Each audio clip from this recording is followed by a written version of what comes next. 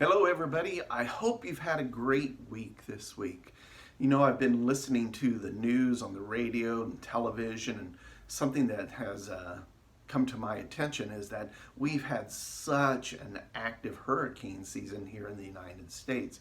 In fact, I heard on the news yesterday that we now have our 24th named storm of the hurricane season. And maybe you've heard of it also. It's called Delta, this new storm that's going to be coming across the Gulf of Mexico. Well, today I wanted to share with you a little bit about the Apostle Paul and a storm that he found himself in. It was a harrowing experience for him.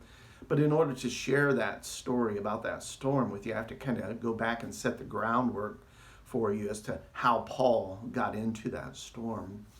Well, Paul had been preaching in Jerusalem over a period of days, and we're told that pretty much the whole city at some point had come out to hear him preach.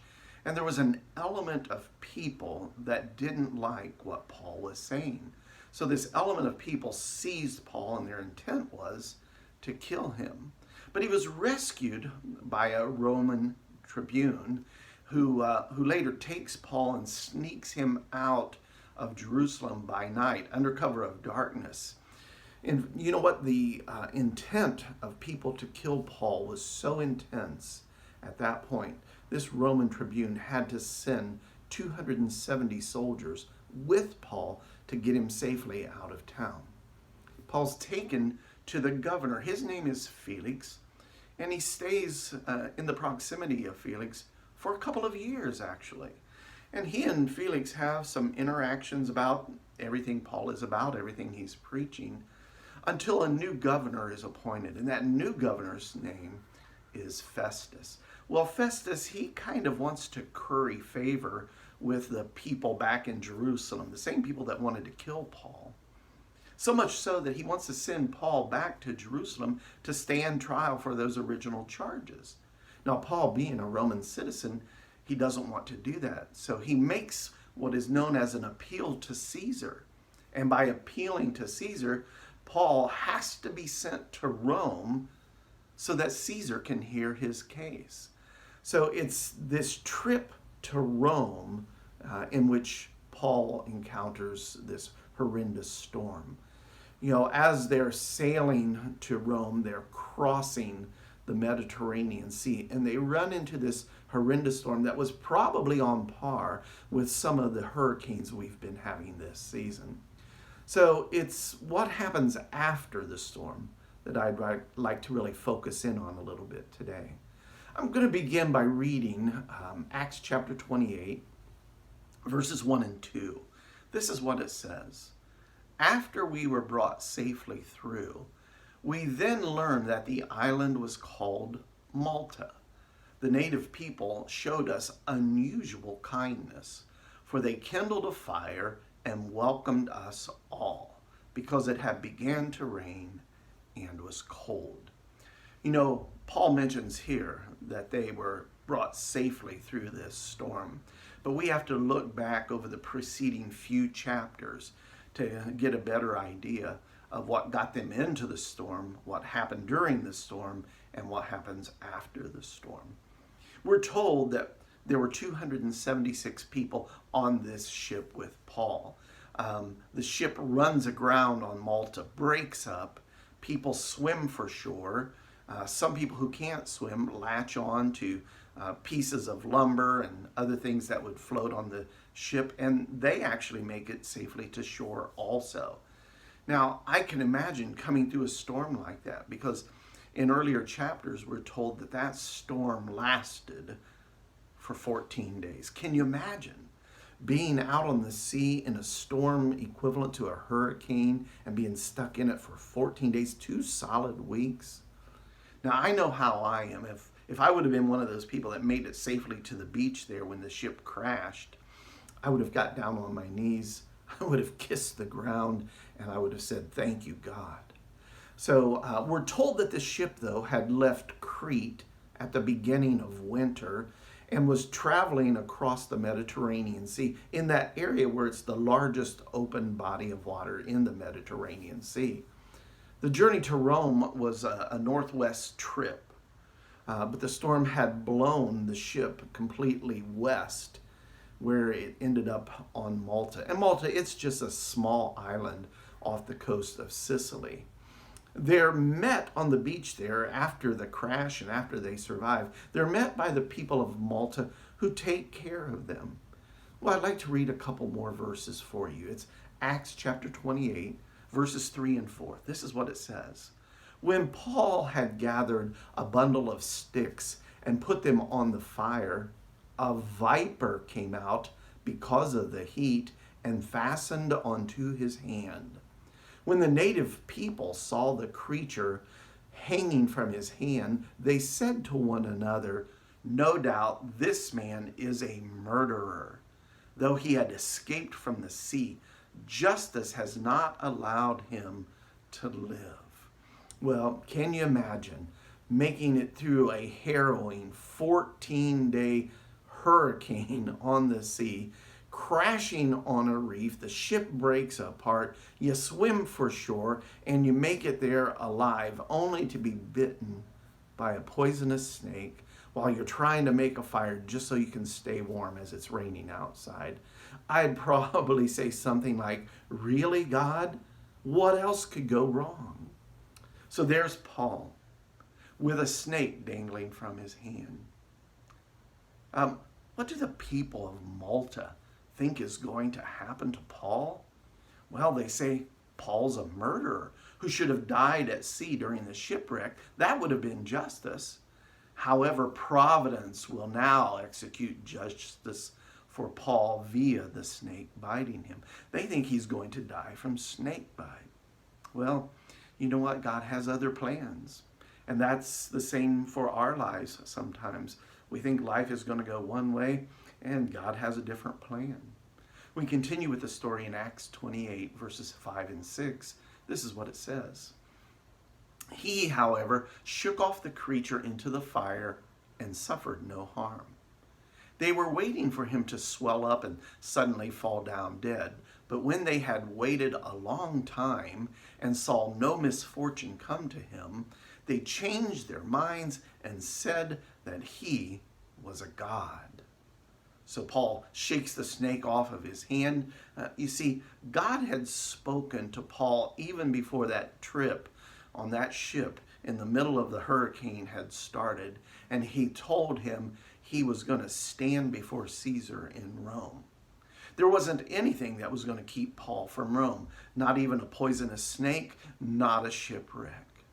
You know, Paul doesn't fall down dead like the people of Malta suspect he will.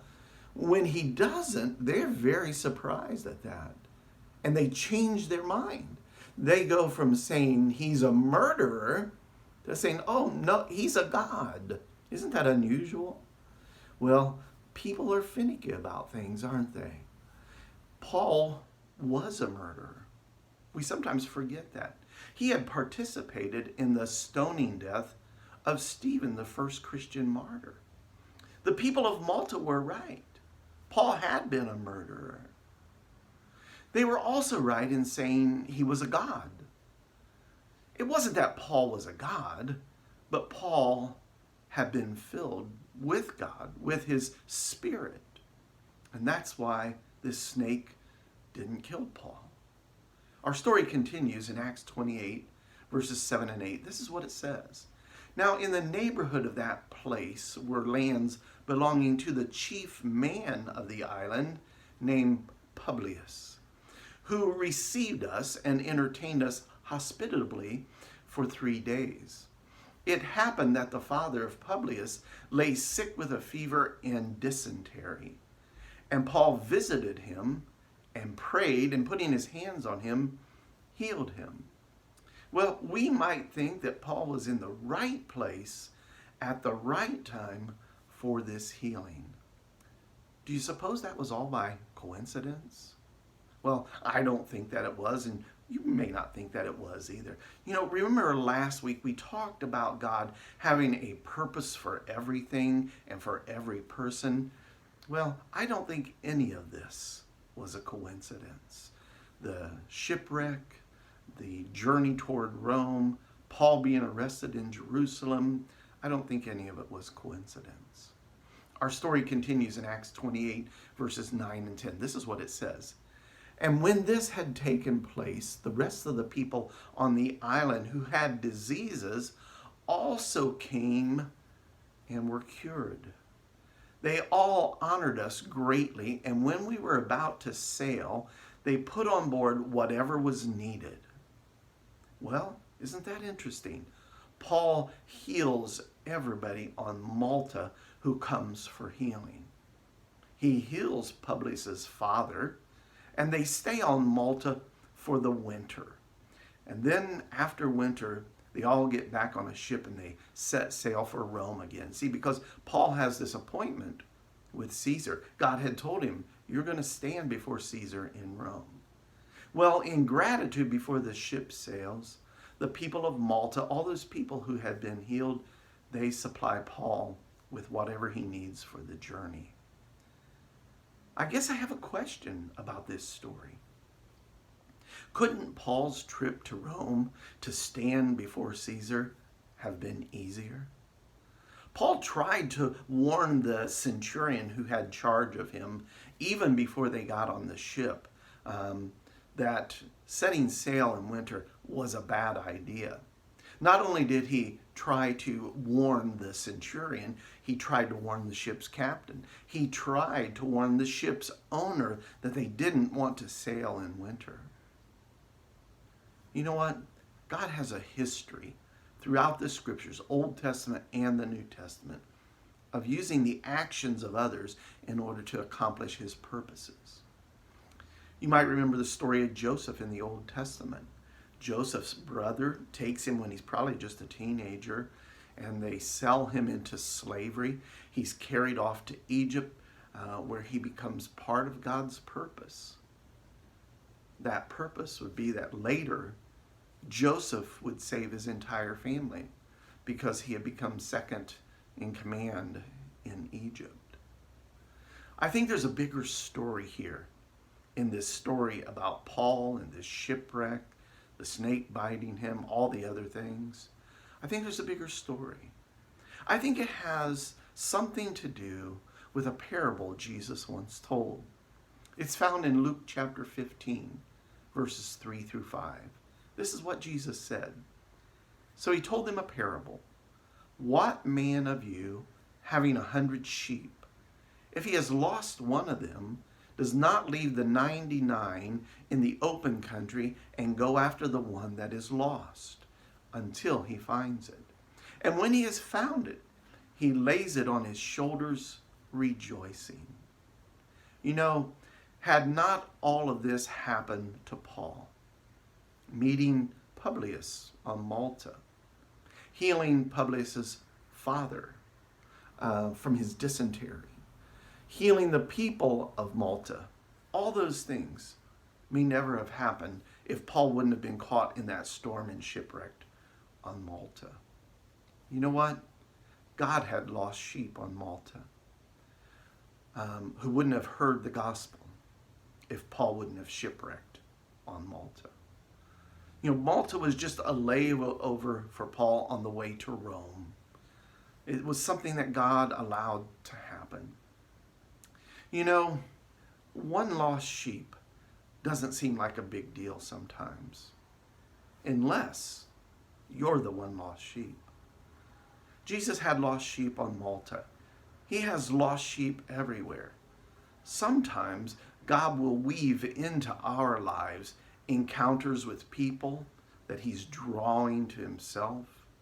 He puts you and me in the middle of circumstances to help point them to God, as he did with Paul. So we may look at this story of Paul being arrested in Jerusalem, being taken to Felix, being sent off to Rome on a ship at the beginning of winter, being caught in that hurricane-like storm, the ship crashing on Malta, and Paul healing Publius' father and the people of Malta. We might look at all that and say, God put all those circumstances there so that Paul could do the work God had for him. What kind of circumstances might God put us in the middle of also. I hope you keep that in mind in the coming week when you encounter some things that maybe are unexpected for you. God's got a purpose for everything, and we saw it here in the story of Paul and the shipwreck on Malta. Well, until the next time, God bless all of you. Have a great week. I'll see you soon.